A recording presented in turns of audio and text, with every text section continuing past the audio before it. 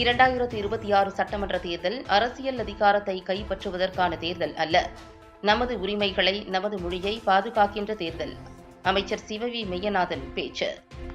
தமிழக முதல்வர் முன்னெடுத்துள்ள ஓரணியில் தமிழ்நாடு பிரச்சாரம் குறித்த விளக்க பொதுக்கூட்டம் மயிலாடுதுறையில் மாவட்ட திமுக செயலாளர் நிவேதா முருகன் எம்எல்ஏ தலைமையில் நடைபெற்றது. இதில் மாவட்டத்தின் பொறுப்பு அமைச்சரும் பிற்படுத்தப்பட்டோர் நலத்துறை அமைச்சருமான சிவவி மெய்யநாதன் கலந்து கொண்டு பேசுகையில், நமது தாய்மொழியான தமிழை காப்பாற்ற ஓரணியில் தமிழ்நாடு என்ற ஒரு மிகப்பெரிய பிரச்சாரத்தை அனைத்து இடங்களுக்கும் கொண்டு செல்ல வேண்டியது அவசியம் ஆகியுள்ளது. மும்மொழி கொள்கை என்ற பெயரில் இந்தி திணிப்பிற்கான நடவடிக்கையை புதிய கல்விக் கொள்கை என்ற அறிவிப்பினை மத்திய அரசு மேற்கொள்கிறது.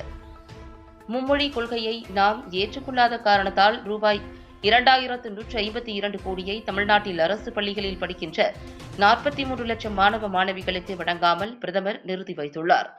ரூபாய் 10,000 கோடி கொடுத்தாலும் புதிய கல்விக் கொள்கையை ஏற்றுக்கொள்ள மாட்டேன் என தமிழக முதல்வர் மறுத்துவிட்டார். நீட் தேர்வால் நம் மாணவர்களின் மருத்துவ கல்வி தடுக்கப்படுகிறது. எதிர்காலத்தில் ஒட்டு மொத்தமாக சிதைக்கக்கூடிய நடவடிக்கையை பாஜக மேற்கொள்ளும். அதை தடுத்து நிறுத்தும் பொறுப்பு ஒவ்வொரு தமிழனுக்கும் உண்டு.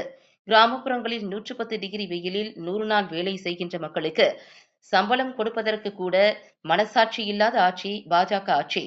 தமிழ்நாடு முதலமைச்சர் மக்களிடமிருந்து பெறப்படுகின்ற பணத்தை அதே மக்களுக்கான திட்டங்களாக, பல்வேறு திட்டங்களாக ஏழை எளிய மக்களுக்கு தந்தவர் தமிழ்நாடு முதலமைச்சர்.